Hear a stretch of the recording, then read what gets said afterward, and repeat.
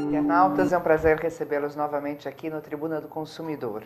Hoje estou com dois assuntos muito legais. Um até em continuidade ao da semana passada, que a gente falou sobre propaganda e criança. E o outro eu acho que vem complementar, apesar de hoje ser o dia da mentira. Ai não, Marcelo, eu não quero que isso seja mentira, não. Estudos provando que as mulheres estão conseguindo ser empreendedoras dos seus próprios negócios, o que vem a mostrar talvez uma nova realidade no Brasil. Tenho a honra de receber aqui no estúdio comigo o Alexandre Seco, que é jornalista e presidente da Medialogue e coordenador do projeto Somos Todos Responsáveis, que defende a discussão sobre a publicidade veiculada para o público infantil. A gente já falou sobre isso, muito interessante. Marcelo, é um prazer recebê-lo. Prazer é meu. E também o Marcelo Sinelli, que é consultor do Sebrae, que é a entidade que está fazendo esse levantamento e também desenvolvendo o empreendedorismo feminino no Brasil.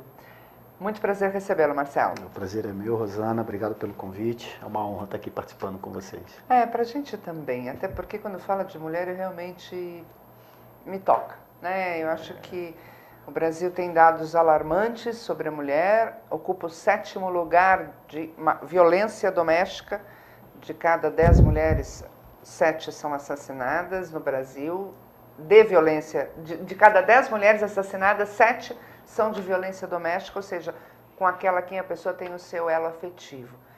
O Brasil ocupa o 121º lugar de desigualdade salarial entre homem e mulher, o que também é uma vergonha para nós. E aí vem esse estudo e me deixa um pouco feliz, Marcelo. Fala um pouco pra gente. A mulher, então, está começando a apontar como uma empreendedora? Sim. Isso é uma coisa que a gente tem, é um movimento global, né? E no Brasil a gente faz o nosso papel, por quê?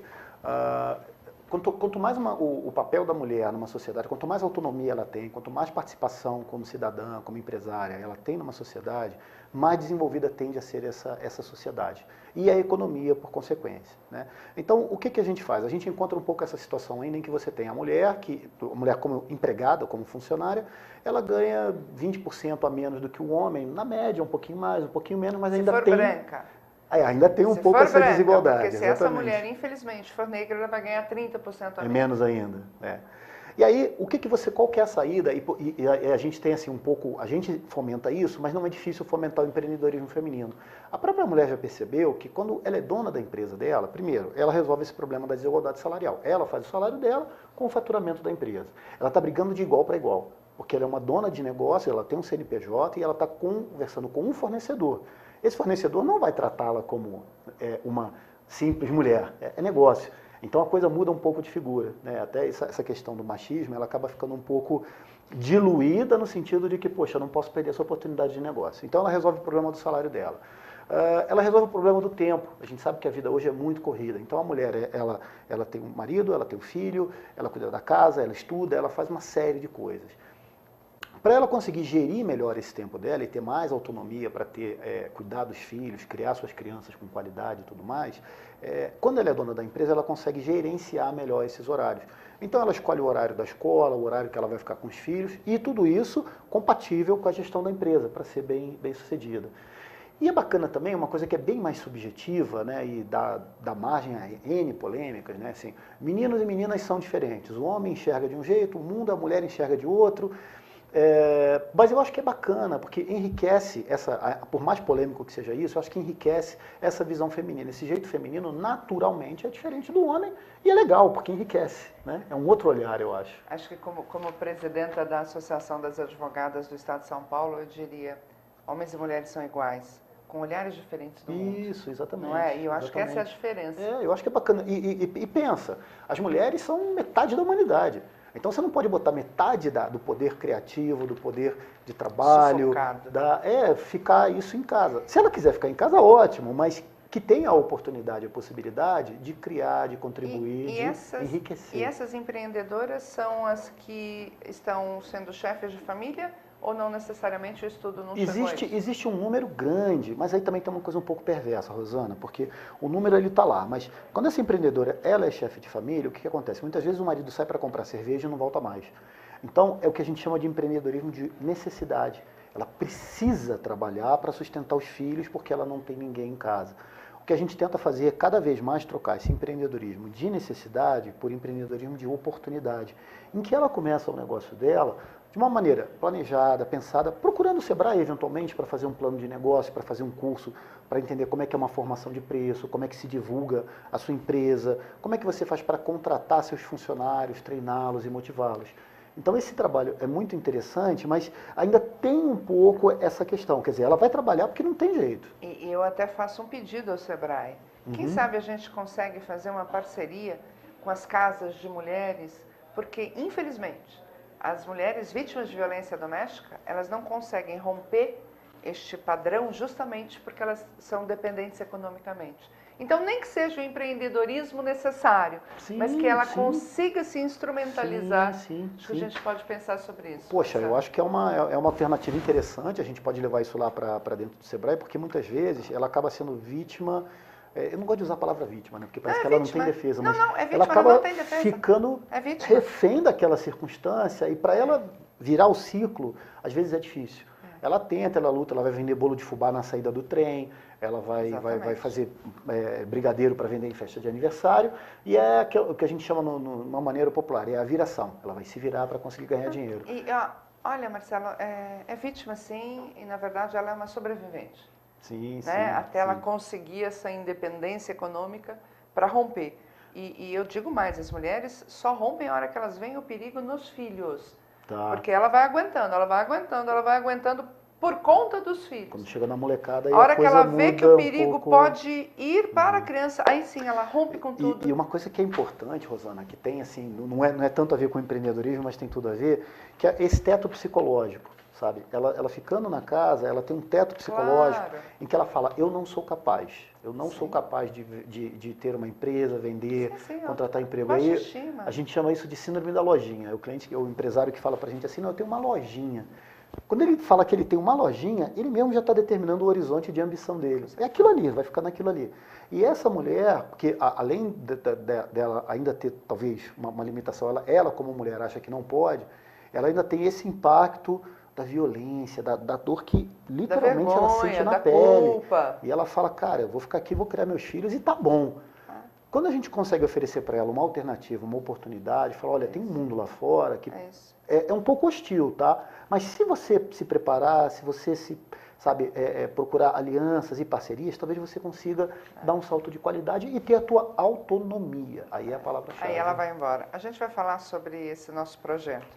Alexandre, é esta mãe, ou esta mãe quando tem o pai, que lidam com esta publicidade que está hoje? Essa mãe que trabalha muito, esse pai que trabalha muito, ou não? Como é que está essa situação? Mãe, eu acho, já nasce empreendedora, né? Ela não precisa de mais nada, porque hoje casa não é mais aquele negócio de trocar a mesa da cozinha, ou pão de manhã e comida. Casa é um empreendimento, né? Precisa levar a criança para a escola, tem horário, tem que comprar uniforme, tem que acompanhar a lição de casa e tem que acompanhar a presença da criança diante da televisão e da mídia, que é um assunto que a gente nota, tem preocupado muitos pais e as mães, né?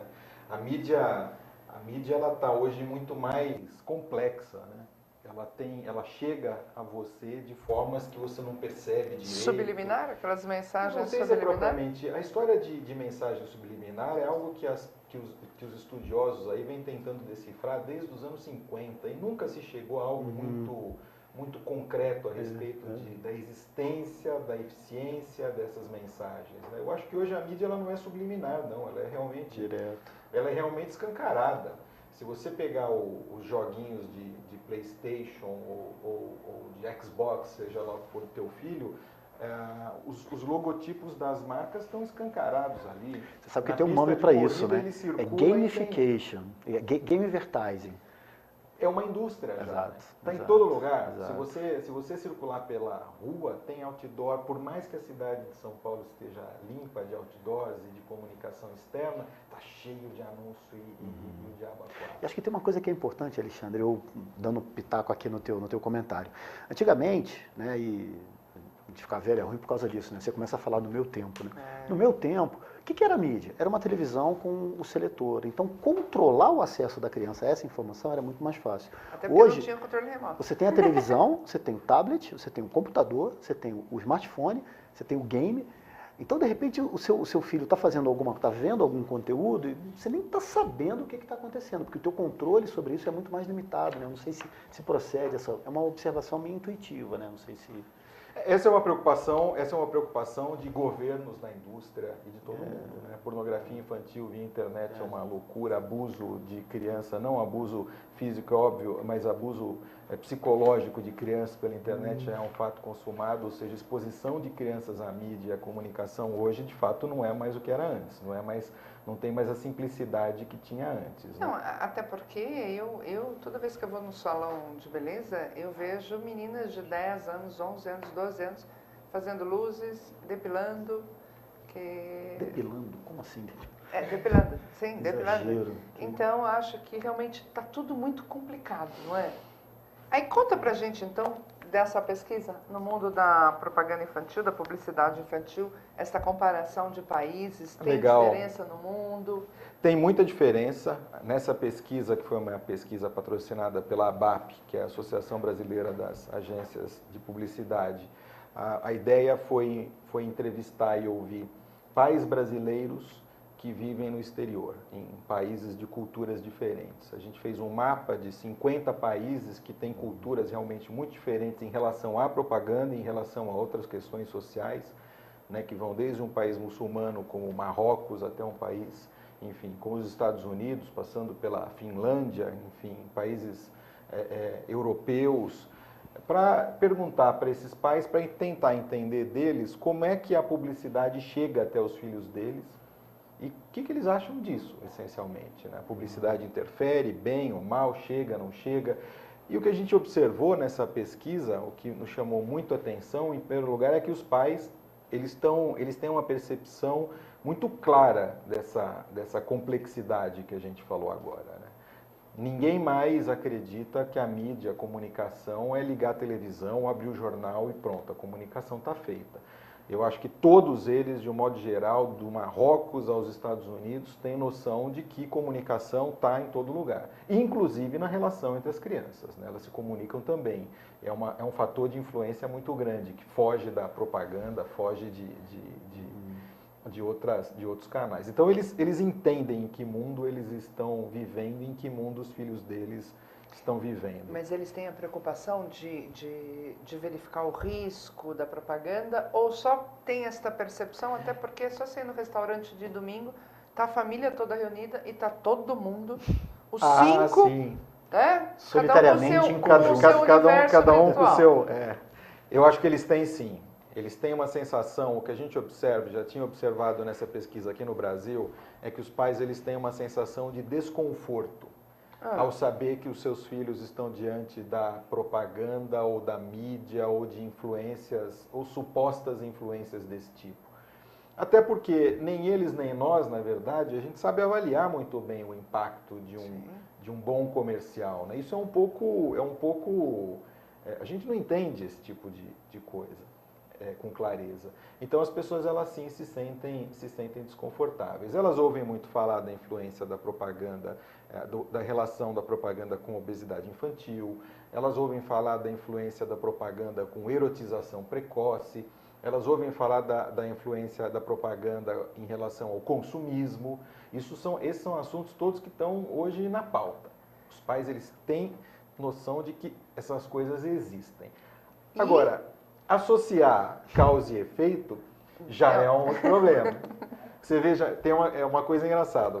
Tem estudos científicos, e até a gente cita nesses trabalhos, que são estudos muito sérios, estudos relevantes, que mostram uma relação entre propaganda e obesidade infantil. Está lá, estabelecida a relação. Criança que vê mais propaganda tende a ser mais obesa. Ocorre que quando você vai decifrar um pouco melhor, entender um pouco melhor esses estudos, essa relação é feita quando a criança fica exposta à propaganda muitas horas por dia, né, uma quantidade de horas muito além do normal, muito além dos limites. No Brasil, as crianças ficam de 4 a 5 horas por dia na frente da TV. Os estudos, eles mapearam crianças submetidas até 5, 6 horas de propaganda por dia, né? Então, eles vinculam isso à obesidade. Isso não é um padrão, que não é a média da sociedade, né? Embora o vínculo esteja estabelecido, de uma certa forma, isso não explica. Mas não é explica mais as fácil médias. acreditar no sedentarismo, eventualmente. É mais fácil E acreditar. no comer vendo, né? Porque mania, né? Pega pipoca, né? Couch Como é potato. que ela, É mais fácil acreditar que a criança vá para frente da televisão ou vá para frente com um prato de qualquer coisa. Ela é mais fácil acreditar que ela simplesmente tem um impulso lá de comer num fast food e você leve sem questionar se aquilo é bom, se é mal. Eu acho que você tem, os pais têm um monte de ferramentas à disposição deles para interferir nessa Então, relação. mas nessa pesquisa, que é praticamente global, né? Aonde você viu os pais intervindo, efetivamente? Eu acho, esses pais que a gente ouviu, uma grande parte deles, eu tenho a impressão que eles aí fazem parte de uma geração que está comprometida com valores novos. Então a gente nota que eles estão preocupados com uma alimentação mais saudável, a gente nota que eles estão preocupados, eles ao falar de propaganda, eles falam de questões como, levantam questões como aquecimento global e coisas que são valores novos, né? Você falou de antigamente, não precisa ir muito antigamente para a gente não ouvir falar. Aquecimento global era quando esquentava aqui em São Paulo e era o nosso Mundo sustentável, Um verão vai forte. segurar. Então eu acho que eles estão sim fazendo esse papel, né? De ter alimentação mais saudável em casa, de orientar um pouco melhor para o consumo. São preocupações que entraram na pauta, eu acho, como entraram há não muito tempo, preocupações relacionadas à higiene pessoal. Sim. Quando a Colgate se instalou no Brasil, isso acho que é década de... Enfim, a taxa de brasileiros, um entrevistado nosso lembrou isso ainda, que usavam escova de dente, pasta de dente, era de menos de 20%. Foi uma empresa que trouxe, contribuiu para que esse hábito fosse disseminado, enfim, e as práticas de higiene bucal elas se espalhassem, né? Hoje isso ninguém discute. Eu lembro de propaganda, aliás, me contaram de propaganda, falava da água Florificada. Lembra disso? Você também ouviu falar, né? Tem um irmão mais velho que eu ouvi falar. Então, realmente, a mudança é gritante e brutal. Agora, aqui no Brasil nós temos o CONAR, que eu respeito muito, e é uma entidade privada, né? O governo parece que lava as mãos com relação a esse tema de, eventualmente, regulamentar o setor. E nos outros países? Algum país que tem essa preocupação e que intervenha, sem ser, claro, esses países mais fundamentalistas, ou não? Ou Olha, tal qual o Brasil? Não é. As realidades são muito diferentes. Mas o que acontece, em resumo, é o seguinte. Quando as pessoas aqui no Brasil, as pessoas que defendem a regulamentação da publicidade infantil, na verdade, quem defende isso, defende a proibição da publicidade infantil, essas pessoas costumam falar assim, em outros países não pode. Esses outros países onde não pode são os 4 ou 5 no mundo inteiro, que é Dinamarca, é Suécia, é a província de Ontário no Canadá. O Canadá tem uma legislação muito ampla a respeito desse assunto, não é única. Então são alguns poucos países no mundo que resolveram optar por uma posição mais radical de proibir propaganda para criança, ponto final. Conta-se nos dedos de uma mão. O outro grupo de países que é, na verdade, menor é aqueles onde vale tudo, e tem um grupo majoritário de países do qual o Brasil faz parte, que é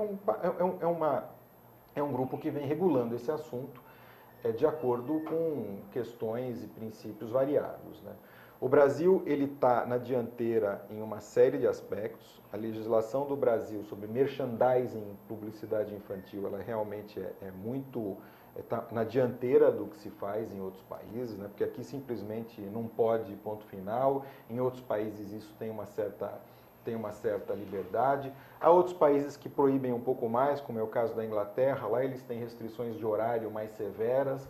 Em outras províncias do Canadá também tem restrições de horário mais severas. Então a legislação ela é bastante variada. Eu acho que o Brasil ele está aí num meio termo, com alguns avanços em relação a essa questão, e talvez ele tenha aí no CONAR um guardião muito importante. Eu acho. Porque a gente fez uma outra pesquisa muito interessante, que eu trouxe para você também, que é a publicidade infantil no CONAR.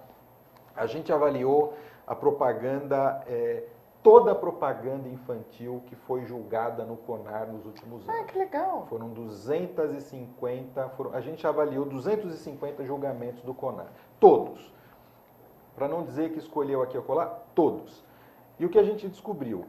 Em 65% dos casos, o CONAR ele julgou essas empresas e obrigou essas empresas a modificar ou retirar essas propagandas do ar. Ou seja, quando você leva uma reclamação ao CONAR, o CONAR julga, não se pode dizer o contrário. Um outro aspecto que eu achei muito interessante, que foi um resultado dessa pesquisa, é que hoje há uma tendência de alguns grupos de afirmar que dão a gente a impressão de que a propaganda infantil no Brasil é uma bagunça, que você... Não é isso. A maior parte das empresas que foram julgadas por essas propagandas supostamente irregulares, dirigidas a crianças, foram condenadas uma vez só. Ou seja, aprenderam a lição. Aprenderam a lição. Você não tá falando de um mundo onde o sujeito vai lá, incorre no erro novamente e afronta. Muito pelo contrário. Mas espera aí, agora fazendo o papel do advogado do diabo, Alexandre. Esse é bom. Aqui está a pesquisa que foi feita no CONAR. Não fizeram mais isso porque também perderam um dinheiro muito grande, né? Porque a elaboração de uma propaganda, todo um lançamento é muito cara. E o CONAR também... Mas eu acho que o que motiva essa empresa a cumprir a lei não me importa. Eu quero que ela cumpra a lei. Se doeu no bolso ou na consciência, eu acho que o CONAR não está aí para discutir, na verdade, Rosana, isso. A publicidade brasileira, ela, tanto na parte de criação quanto na parte de regulação, de ética, ela é muito respeitada mundo afora. E o CONAR, o que significa CONAR? Conselho Nacional de Autorregulamentação.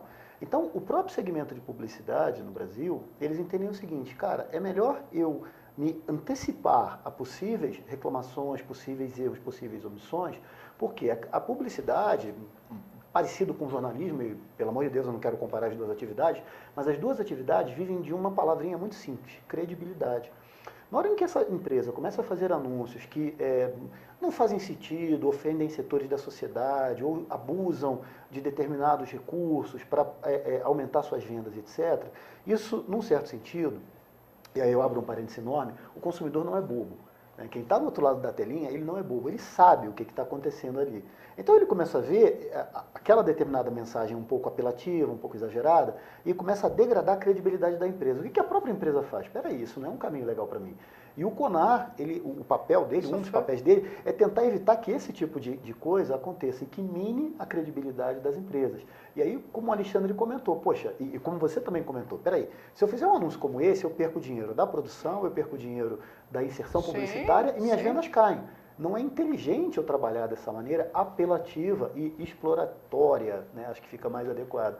Não é inteligente trabalhar dessa maneira. Então a gente vai fazendo os anúncios e também tem um pouco, como ele falou, isso é tudo muito novo. Então as pessoas acho que ainda estão meio que testando um pouco qual é o limite disso, qual é o limite do bom gosto e erros acontecem. Né? Mas aí o CONAR está lá para evitar que isso aconteça. Né? E como a gente falou... Mas acho que não só o CONAR, mas as pessoas, sim, a sociedade. Eu vivo esse problema dentro de casa, essa questão, eu não diria um problema dentro de casa, porque eu tenho 3 filhos. Os 3 estão enquadrados aí nessa faixa etária? Essa faixa etária, 9, 7 e 4 anos. Portanto, eles consomem tudo que tem, teoricamente, para ser consumido nesse mundo. E olha, eu não precisei dizer para nenhum deles que a caixa de brinquedo que eles veem na televisão é diferente daquelas que eles veem quando vão para a loja. Eles descobriram por conta própria. Mesmo? Conta própria, vieram me dizer outro dia, já aconteceu mais de uma vez, o desencanto em relação àquilo que viram e aquilo que viram... Nossa, que incrível. Eu não falei nada. Meus filhos já são grandes, eu não tive eu não falei nada, eles vieram me trazer... Que legal. Eles vieram me trazer o desencanto deles da teoria para a prática e desacreditaram daquilo que estão... E aí essa marca tem um problema agora. Eles, quando viam merchandising, antes até a proibição de merchandising na televisão é recente, e até pouco tempo atrás, a gente sabe, era muito intensa em alguns canais. Eles vinham me falar coisas engraçadíssimas, do tipo, mas por que estão falando de um bebedouro, eu não vou esquecer, de um bebedouro de água num programa que não tinha nada a ver com bebedouro de água.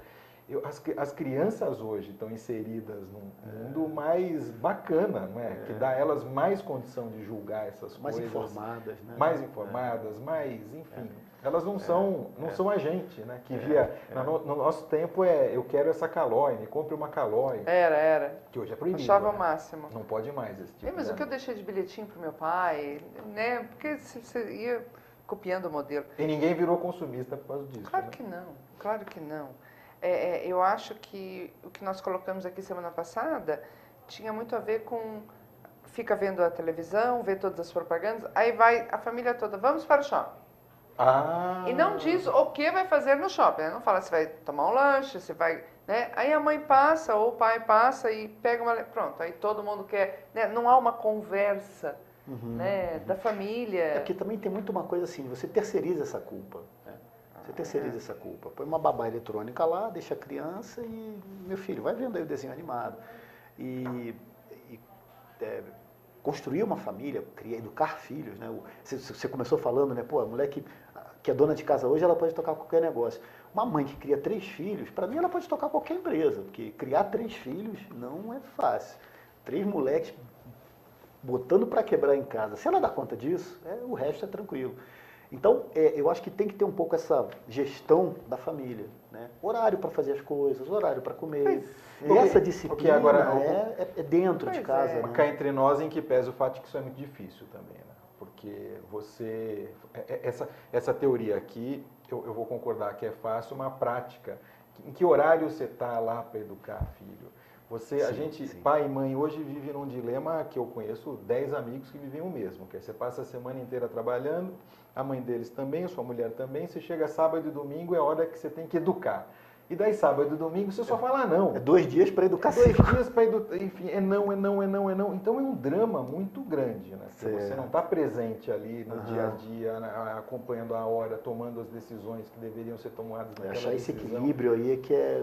Então, eu acho que o ambiente toma um pouco de conta, né? Mas eu acho que esse é o grande problema do momento. Né? Eu separei, meus filhos tinham 1, 2, 3 anos.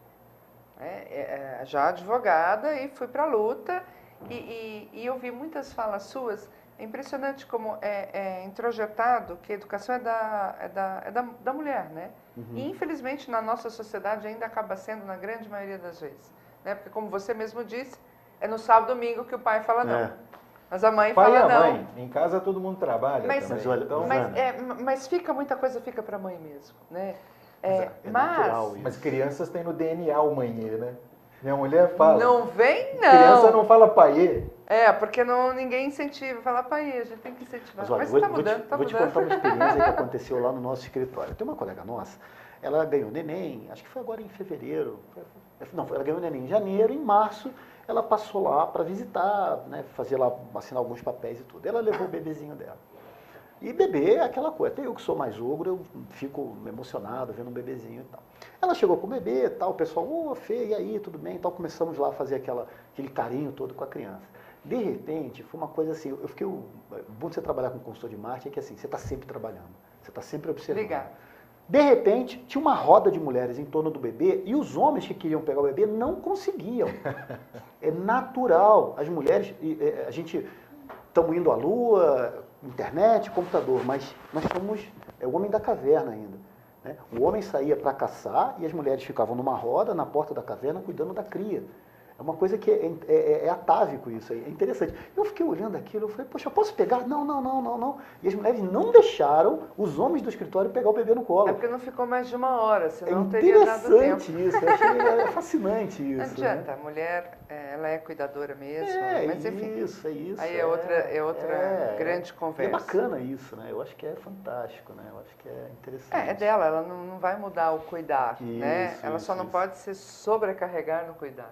Eu acho exatamente. Que e anular medir, outras né? coisas em função disso. Mas não é fácil. Agora, na pesquisa que saiu tem um dado interessante, que foi na região norte que a mulher se tornou mais empreendedora. Qual seria a origem desse dado? A pesquisa não aponta isso, tá? Mas intuitivamente eu diria para você o seguinte, pensa na região norte, né? O que é a região norte? Eu estive no Rio Branco, no Acre, outro dia, e aí você pensa, tem a cidade, aí a floresta, tal. Não, A floresta está do lado da cidade. A separação entre área urbana e floresta, eu não estou falando área rural, estou falando floresta amazônica, assim, é do lado.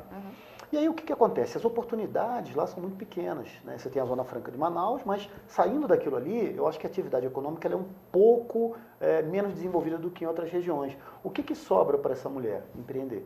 Então, ela vai gerar a própria renda dela. Tá. Vai vender bolo, vai montar salão de beleza, vai vender cosmético porta a porta. Então, ela vai acabar buscando, criando as alternativas de renda para ela. Porque as oportunidades são talvez sejam um pouco mais escassas em função da geografia, digamos assim, da região. Das oportunidades. Agora, você que está lá no Sebrae, já foi levantado, foi feito algum estudo? A gente já está com algum tempo da lei que permite 6 meses de maternidade. Se isso, o impacto disso no setor, em termos de emprego da mulher? De emprego ou de empreendedorismo? Não, de emprego mesmo. De emprego mesmo. Não, você ouviu alguma coisa? Não. Se houve um o impacto? que a gente sente, Rosana, não fica brava comigo. Não vou ficar. Não. Mas do ponto de vista econômico, para o empresário, isso é problema. Porque essa empresa, por exemplo... Eu tenho essa percepção, a por isso que eu Fernanda faço a pergunta. essa menina do nosso escritório, a gente vai precisar contratar uma temporária para colocar no lugar dela, enquanto estamos pagando, em termos de custo, né, financeiro, impacto, curto prazo, para as empresas ele é tremendo. É claro que no médio e no longo prazo, por mim, a mulher tinha que ficar 3 anos em casa só cuidando do filho dela, porque é o momento... Faça isso não. Mas Para com isso, pelo amor de Deus. Não. Ela tem que cuidar da vida dela também. Também? Sim, já então tem estudos que provam que o que interessa é a qualidade e não a quantidade. De tempo. De tempo, claro, porque qualquer mãe com uma criança de 2 anos, ela não vai conseguir dar amor 24 horas por dia. Porque vai ter uma hora que ela vai falar, ai, para, né? Porque somos humanos. Para que eu quero Mas o curioso é que no Brasil o Estado está decidindo, né, quanto tempo você precisa ficar com seu filho e quanto tempo você precisa deixar de estar. Aí Principalmente para quem tem baixa renda. Né? Em vários lugares as mulheres voltam no mesmo mês, com 2 meses, voltam na hora a trabalhar, porque elas estão sujeitas ali a perder o emprego. A perder o emprego Sim, e voltam. Sim. E é dramático isso, né? Porque você vive 2 realidades. Como você falou, no papel é muito legal, mas na vida prática, a complexidade, sabe, a insegurança dela, porque ela está em casa cuidando do filho, cara, eu vou perder meu emprego. Aí ela se sente culpada. Exatamente. Essa gama de emoções, imagina. Aí a relação com o filho não fica das melhores. Exatamente. Recentemente na imprensa, né, você vai lembrar, Alexandre, aquela presidente de uma multinacional que engravidou e o mundo passou a discutir se ela tirava a licença maternidade ou se ela... Não tirou, a presidente do Yahoo. Ela não tirou. Porque é impressionante, a sociedade julgou o comportamento dela, não foi? Foi. Se ela fosse para casa, um monte de gente falando que era um absurdo, porque a empresa ia sofrer. Se ela não fosse para casa, um monte o outro de lado ia sofrer também. Não tem jeito. Né? É muito difícil, é muito difícil. Tem diferença de idade nesse empreendedorismo? Mais jovens ou não? Não, a gente sente que está mudando bastante. Tem um outro dado da pesquisa que fala o seguinte, isso especificamente com relação ao Brasil. Tá? Qual o seu maior sonho? O primeiro maior sonho do brasileiro hoje é ter a sua própria empresa. O segundo maior sonho é ter a casa própria e o terceiro maior sonho é viajar, conhecer o Brasil. Então, já nessa geração Y, essa molecada que está vindo aí, na cabeça deles isso já eu sou professor universitário, na faculdade a gente via muito isso, a molecada já, para eu abrir uma empresa, como é que é? Então, essa coisa de que a vida se resume ao emprego na grande empresa, na multinacional, isso está mudando bastante. O que é interessante, porque são alternativas de caminho. Sim. Nessa faixa etária mais antiga que a gente comentou, o empreendedorismo de necessidade ainda é muito forte, porque é um gap aí que a gente tem. Então, esse pessoal da faixa etária para cima não tem estudo formal, ensino médio completo, incompleto às vezes. Então, a formação educacional é um pouco precária. E esse pessoal que está vindo já com uma outra cabeça, mesmo que ele não tenha uma formação universitária, um ensino formal consolidado, ele tem um negócio chamado internet, em que ele pergunta como se monta uma empresa. Ele joga lá na caixinha de pesquisa e aparece uma série, o site do Sebrae dizendo para ele como que ele monta uma empresa, entendeu? Então, essa disponibilidade da informação ajuda bastante. Ao lado disso, a gente tem uma outra questão que é muito interessante, que é o barateamento das coisas. Hoje, para você montar uma empresa, é muito barato. Você pega um computador, você quer montar uma loja virtual. Tem ferramentas gratuitas para você fazer o que você quiser. CRM, montar a loja, fazer gestão de estoque, Então está muito barato hoje, é verdade, está muito barato você fazer isso. É claro, quando você profissionalizar e a coisa ganhar escala, você vai precisar passar por uma outra etapa. Claro. Mas começar hoje é muito, falar meio fácil parece um pouco leviano, mas é muito menos complicado montar um negócio hoje do que antigamente, né? E aí você tem ao lado disso, essa classe C e D subindo no Brasil aí, são 30, 40 milhões de pessoas nos últimos anos, que, né, dependendo da fonte, tem um número de 30 milhões de pessoas ou 40 milhões de pessoas, mas é um caminhão de gente. Com ávidas por consumir, ou seja, coisas que antigamente ele só via na televisão, agora ele pode comprar com cartão de crédito, no crediário, mas ele pode consumir. A mulher indo para o mercado de trabalho como empreendedora ou como empregada, a mulher naturalmente já é vaidosa. O que ela quer fazer? Ela quer comprar uma roupa bacana, ela quer usar um cosmético, ela quer estar bonita para ir para o mercado de trabalho. Então isso gera uma oportunidade gigantesca para o mercado de serviços. Juntando todas essas coisas, você tem uma tempestade perfeita, mas no bom sentido. Quer dizer, está juntando tudo para que o empreendedorismo avance, a mulher cresça junto, né, tanto como empregada como empreendedora, né, e a gente tem uma sociedade aí melhor, mais justa, mais democrática, mais igualitária, com alguns percalços no meio do caminho, mas eu acho que isso faz parte do aprendizado. Olha, Marcelo, eu torço por essa frase, mas enquanto não eliminarmos efetivamente a cultura do machismo no Brasil, nós não teremos essa sociedade mais luta justa. diária, né? É uma luta diária. É uma luta diária e é conceitual, né? Eu ontem dando uma palestra, Alexandre, um monte de mulheres, eu perguntava assim, o bife maior vai para quem? E é inerente, é cultural, né?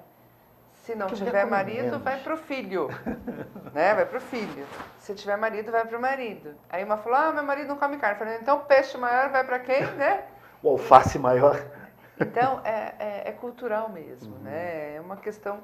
Mas eu acredito que com educação... Sim. Porque as mulheres hoje no Brasil, do movimento feminista, só estão apagando fogo. Todo dia. A gente trabalha, mas o discurso não muda. Pouca coisa muda nas políticas públicas, só apagando fogo. Então, a gente está sem tempo de plantar e colher os frutos. Entendeu? Mas a gente chega lá. Eu acho que é educação. A gente está lutando, Marcelo, Alexandre, para inserir na grade curricular obrigatoriamente, porque aqui no estado de São Paulo é facultativo, a questão de gênero. Porque eu acho que só a educação realmente vai mostrar para os meninos e para as meninas que divisão de trabalho é igual, que tudo caminha igual, não é? Mas a gente chega lá. Conta para mim. Olha, diga, você vai falar. Não, vamos lá. Eu ia falar que essa igualdade toda às vezes gera alguns absurdos. Né? Tem alguns países que resolveram abolir pronomes diferentes para meninos e meninas e brinquedos diferentes. Então boneca é azul e carrinho tem que ser cor-de-rosa. Enfim, nada contra que todo mundo seja igual, mas eu acho que algumas coisas elas beiram a forçação de barra, né?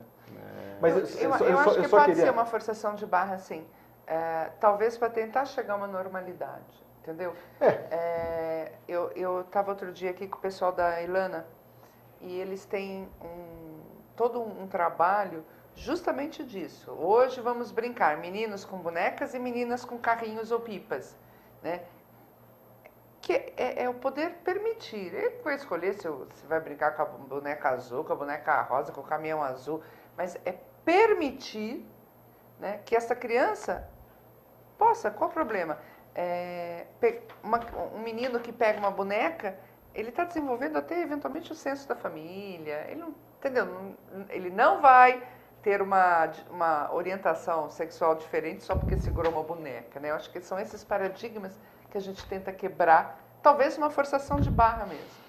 Enfim, acho que chegar a tentar ser mais igual possível, as iniciativas todas podem ser igual válidas, respeitando as desigualdades. Mas eu tenho a impressão que as crianças elas encontram o caminho delas. Eu tenho 2 filhas e um menino. Achei que eram 3 meninos. Tem 2 meninas. 2 meninas e um menino. E eles vivem lá. Enfim, eles não têm, até um certo momento da vida deles, eles não têm uma distinção. Ninguém disse para eles que boneca é de menina e carrinho é de menino.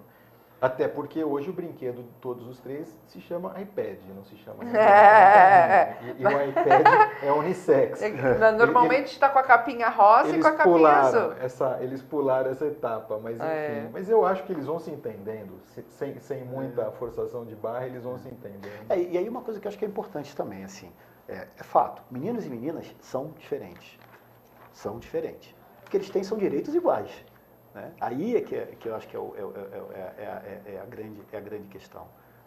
Meninos e meninas são diferentes, a constituição física, biológica, psicológica, e aquela coisa que eu falei lá da caverna, que não muda, né? Não muda isso. A gente está aqui mas hoje... Mas é isso que a gente tem que mudar, Marcelo. Não, mas veja, o que eu estou falando. É complicado.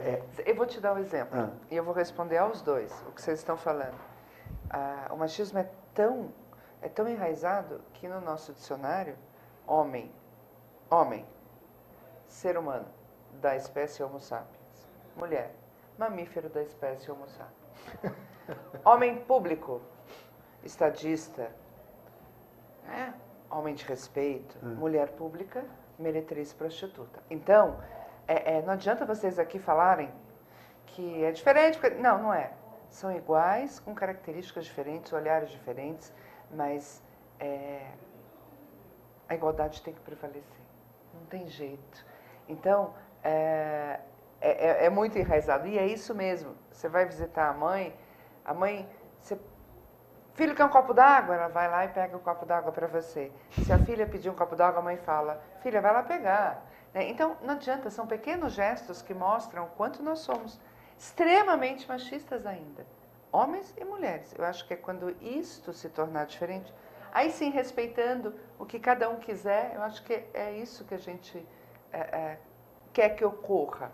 Mas não tem jeito, a hora que teu filho for para a escola, os meninos daqui a pouco vão estar exigindo que ele seja o super-homem, que ele seja o valentão da turma, né? E que... Provável. Então, quando ele tiver com 12, que ele seja o pegador. E aí, se ele continuar nisso, a pressão é tão grande em cima deste menino que vai ser um homem, que a possibilidade dele ser frustrado é muito grande, porque não há homem que consiga ser um super-homem. É uma carga muito pesada em cima de vocês. É o provedor, é o ir... E da mulher é tarefeira. Depositada em muitos casos pelas próprias mães. Mas é isso. Você conseguiu entender? Que eu acho que são grandes machistas. Mas exatamente. Veja. A mãe espera do filho dela... E o pai também. Mas eu estou dizendo a você, a responsabilidade é dos dois. Eu não estou acusando ninguém. Eu só estou mostrando que nós vivemos uma cultura que perpetua esse modelo do menino que vai ser super-herói e que não vai conseguir ser, e da menina que ou vai ser princesa, né? Criada para ser princesa, ou multitarefeira, né? Multitarefeira e é isso. E o que eu digo é que é isso que a gente tem que mudar. Porque o dia que a sua menina tiver com 13 anos e for numa balada e começar a tomar a Cinderela, você vai ficar muito bravo com aquele homem que deu a Cinderela para ela. Né? Então, eu acho que a hora que os homens começarem a pensar na mulher, pensando nas filhas, nas esposas, nas sobrinhas, a gente consegue ir mudando isso. Porque é verdade, a hora que você está embebedando, fala molecada, embebedando uma menina, ele precisava projetar que um dia vão fazer isso com a filha dele. Né? Então, a gente tem muita discussão, muita. Mas eu não estou discordando de vocês, eu só estou pontuando que as mulheres, e eu ouço isso há 30 anos que eu sou da militância, a gente só está apagando fogo, entendeu? Porque as vivências só se repetem. Mas o diabo é que no Brasil tem muita gente só apagando fogo, né? O Brasil, ele tem... É isso, não é isso, você sente? O que separa homens e mulheres talvez não seja diferente daquilo que separa negros e brancos, e daquilo que separa pobres e ricos, e daquilo que separa... O Brasil é um país cheio de cercas e limites. Né? Você não tem um Brasil só. Um planejamento. Então, né? Talvez não seja uma distinção entre homens e mulheres, seja uma distinção de valores. É que aí você tem dados, né? Sociedade. É que aí você tem dados, né? Você tem dados da violência, dados da ignorância. Tivemos um estudo recente da ONU. 2/3 da população ignorante do mundo são de mulheres. Ou porque engravida e vai embora da escola, ou porque não tem oportunidade mesmo, né? Então, você tem dados que mostram que a situação da mulher é mais aflitiva. seja pelo não acesso à educação, pela diferença salarial, pela violência, né? Ela se torna frágil, embora não seja frágil. Até porque para resistir a tudo isso, ela realmente é uma sobrevivente, né? Agora, o homem também tem os seus problemas, também enfrenta a diferença salarial e tudo mais. É que vivemos num momento que eu acho que a gente tem tudo para dar o start. Mas de avanços também, né? Com Lei Maria da Penha, com uma candidata como a Marina Silva obtendo 20 milhões de votos para uma eleição majoritária, são sinais muito importantes de que o barco não está parado, né? Hoje eu estou virando a bujanra, né? Provocações. Quando você tem uma presidenta que, quando falam dela, atacam o gênero, você não teve Mas mudanças. será que ataca o gênero da presidenta? Quando falam dela, falam o quê? Que ela é emburrada, que ela... Né, são atributos que nunca dão para os homens. É muito engraçado. Comece a observar isso. É o trato, é a forma. Observem isso. Observem. Então, eu volto a falar. O homem público é o estadista. A mulher pública ainda... Né? Mas nós pedimos para a ministra Eleonora fazer essa correção no nosso idioma. Né? Para começar. Tá. A gente está indo para o nosso encerramento. Eu queria rapidamente, Alexandre. Vamos lá. Alguma coisa pitoresca dessa que eu vou ler. Eu quero ler tudo isso que você me deu aqui, dessa pesquisa, dessa diferença de cultura, que a gente possa... Olha, eu acho que a pesquisa, ela tá totalmente disponível para download pelo site da ABAP, né, abap.org. Qualquer um pode obter lá o... .org.br? .org.br. Todas essas cartilhas, esse material está lá disponível para download. Mas eu acho que tem uma série a gente teve uma série de passagens pitorescas entrevistando esses pais e essas mães. Eu acho que uma das que me chamou a atenção foi um pai, um avô, na verdade, que mora hoje no Japão, e relatou que ele convive lá com o filho e o neto da mesma idade. Então ele acompanhava duas crianças da mesma idade, uma no Brasil e uma no Japão. Nossa. E os garotos se relacionavam pela internet, vez ou outra se conheciam, chegaram a se conhecer, e ele disse, olha, os desejos de consumir, as coisas que eles consomem é o mesmo universo, é tudo igual. Aqui ele está inserido num país onde a propaganda não tem interesse de falar para a criança, e lá ele está inserido num país onde a propaganda ainda tem interesse de falar para a criança. Eles construíram universos muito parecidos com essa diferença toda.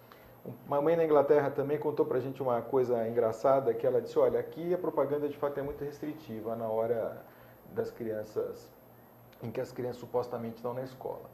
Mas as crianças aqui andam muito na rua, não é como aí no Brasil, que elas não podiam andar, que elas andam, e o que os fabricantes de sorvete fazem no verão? Eles põem anúncios à altura dos olhos das crianças, põem totens, então tem lá os anúncios, não são proibidos, tem lá a propaganda. Os criativos se encarregam. Deu um jeito de chegar, isso. não tem jeito, né? Então esse estudo foi pontuado de histórias desse tipo para nos lembrar, né, de que o desafio realmente ele é grande.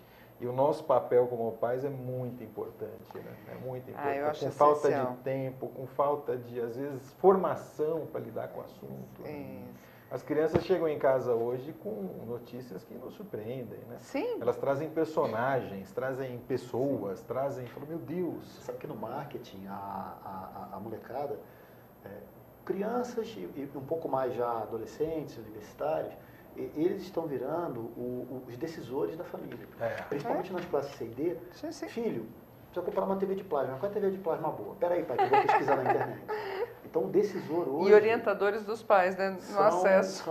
São as crianças e adolescentes, porque eles têm a informação. Né? Então, muito legal. Tem muito a ver com isso. As cartilhas são muito legais. A ABAP, Associação Brasileira de Agências de Publicidades, www.abapnacional.com.br. Pais, mães...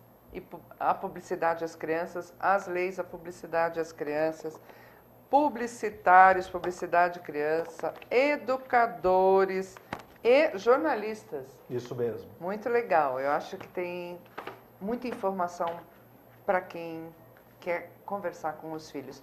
A idade normal para essa orientação, no estudo que vocês viram, até os 12, a idade da criança mesmo? Ou sem idade? A gente se baseou naquilo que é definido pelo ECA, né, pelo Estatuto da Criança e do 12 anos. Adolescente, que é os 12 anos, o ECA define como uma criança.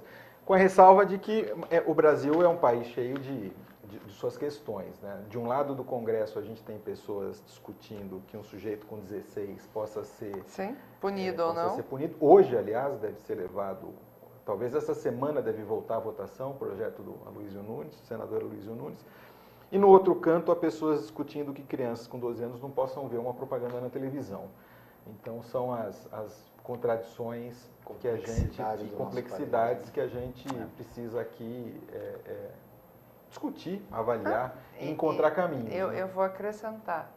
Nós temos crianças de 12 anos, meninas de 12 anos, fazendo sexo em bailes funk, pancadão, e isso é notório. E 12 anos, gente, né? Não sabe nem... É muito pouco, né? Não sabe nem do que pouco. se trata. É uma judiação essas que estão fazendo com as nossas meninas. Prazer recebê-lo aqui, Alexandre. Prazer foi todo meu, Rosana. Obrigado. Parabéns pelo trabalho. Muito obrigado. Viu? Marcelo, mulher quer ser empreendedora, o que ela precisa fazer? Procurar o Sebrae. Sebraesp.com.br é um bom caminho para ela começar, mas eu acho que uma coisa que a gente fala muito lá no Sebrae, assim, às vezes o cliente nos procura perguntando, Marcelo, qual é o melhor segmento para eu investir? E eu dou uma resposta, eu particularmente dou uma resposta, que parece meio romântica, mas na verdade ela é mais lógica. Faz aquilo que você gosta. Qual é a sua paixão? O que você gosta de fazer? Porque quando você vira empresário, você vira empreendedor, você vai trabalhar 80 horas por semana. Não tem férias, não tem 13º e não dá para reclamar com o patrão. Se ainda por cima você faz uma coisa que você não gosta, sua vida vai ficar um pouco complicada. Tem que acreditar, tem que ter persistência e principalmente tem que buscar informação. Eu canso de ver empresários que tomam decisões equivocadas, não é por ignorância, não é por incompetência, porque ele não foi buscar a informação, ele não foi descobrir qual era o melhor caminho para ele chegar naquele resultado que ele queria. Então, Sebrae é a casa do empresário, Sebrae é a casa do empreendedor, a porta está aberta para você. Tá? Nos procure como nós estamos na internet, procure o escritório do Sebrae mais próximo da sua cidade, você com certeza vai ser muito bem recebido. E além do sebraesp.com.br, nós temos o nosso 0800. 0800 570 0800. Vou repetir, 0800 570 0800 e o nosso site www.sebraesp.com.br. Foi um prazer recebê-los. Foi todo meu. Marcelo, eu vou cobrar de você esse trabalho com as casas de mulheres. Vamos encaminhar. Porque acho que a gente pode começar a dar curso capacitante, é isso que elas precisam. Vamos conversar sobre isso. Combinado. Prazer recebê-lo, parabéns pelo Obrigado. trabalho. Obrigado, Alexandre, prazer recebê-lo, parabéns. Internauta, vamos ficar atento, né? Se for pai, mãe ou irmão, tem um irmão menor, procure informações sobre essa publicidade que pode levar a um consumo exagerado e eu acho que a gente tem que estar acompanhando isso. E a mulher, que seja por necessidade, seja porque ela quer a sua independência e ela pode elaborar mais isso, seja empreendedora. É muito legal, é muito bom, você faz seu tempo, você toma suas decisões e não fica refém de nada. Até semana que vem.